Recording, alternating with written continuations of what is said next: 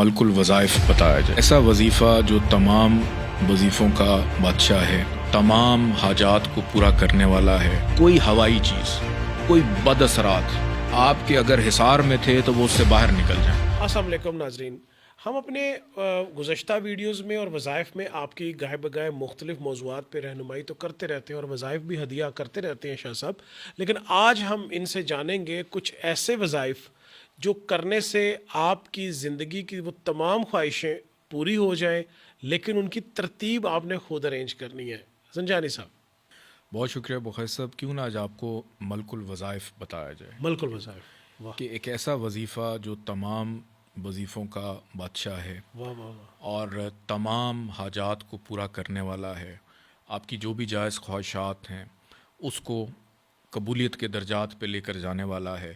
14 دن کا یہ مختصر سا عمل ہے جو آپ اپنے گھر میں اپنے لیے یا اگر آپ کسی کے لیے بھی کرنا چاہیں تو آپ اس کو بھی کر سکتے ہیں، لیکن اس کا طریقہ کار سمجھنا بہت زیادہ ضروری ہے کہ آپ نے بابوضو حالت میں، پاک و پاکیزہ حالت کے اندر 14 دن مسلسل اس کو کرنا ہے. اس کے اندر ناغہ کوئی نہیں ہے کہ آپ نے سب سے پہلے درود پاک پڑھنا ہے ایک دفعہ، اور اس کے بعد آپ کا جو بھی ایک مقصد ہے وہ آپ نے اس کے لیے دعا کرنی ہے.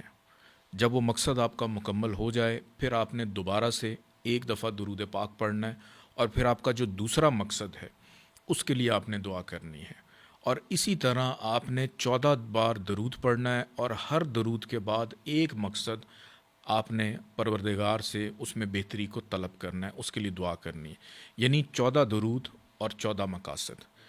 اگر آپ کو یہ لگتا ہے کہ میرا مقصد صرف 5 یا 6 تک تھا تو آپ اپنے بھائی کے لیے بھی دعا کر سکتے ہیں، آپ اپنے کسی دوست کے لیے بھی دعا کر سکتے ہیں، کسی اور کے مقصد کی بہتری کے لیے بھی آپ دعا کر سکتے ہیں کہ آپ نے 14 مقاصد ہی اس کے اندر دعا کے لیے درود کے بعد آپ نے مانگنے، پہلے نہیں کہ پہلے 14 دفعہ درود نہیں پڑھنا. ان 14 درودوں کے درمیان میں ہی ایک ایک بار رک کے آپ نے ایک ایک مقصد کی دعا کرنی ہے.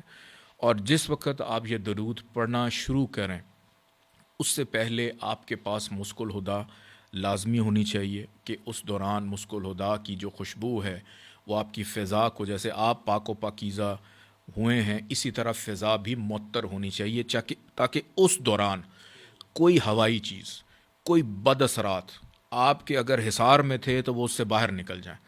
کیونکہ یہ ایسا وقت ہوتا ہے کہ جو قبولیت کا وقت ہوتا ہے، جب انسان درود پڑھ رہا ہوتا ہے. کوئی بھی ایسی چیز آپ کے پاس یا نہ منفی سوچ آئے، نہ کوئی ایسی منفی چیز آئے اور آپ ڈسٹرب ہوں.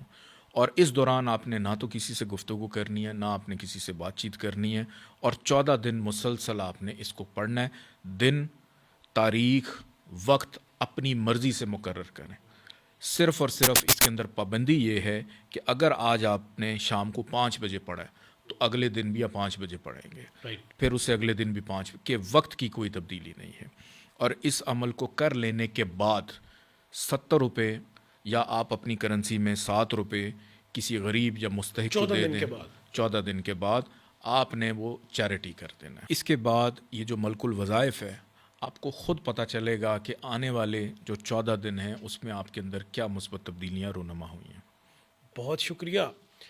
زنجانی صاحب نے اپنی گزشتہ ویڈیو میں یہ گزارش کی تھی کہ جیسا کہ آپ وظائف کو قبولیت کے اس لیول پہ لے جائیں، اس بارگاہ الہی کی بارگاہ میں بہت بڑا جملہ تھا، سوچنے کے اور سننے کے قابل تھا کہ آپ بارگاہ الہی میں اپنی اس خواہش کے ہوتے ہوئے اس وظیفے کو قبولیت کے اس درجے پہ لے جائیں تو یقیناً وہ ذات کرنے والی ہے، اس کے خزانوں میں کوئی کمی نہیں ہے.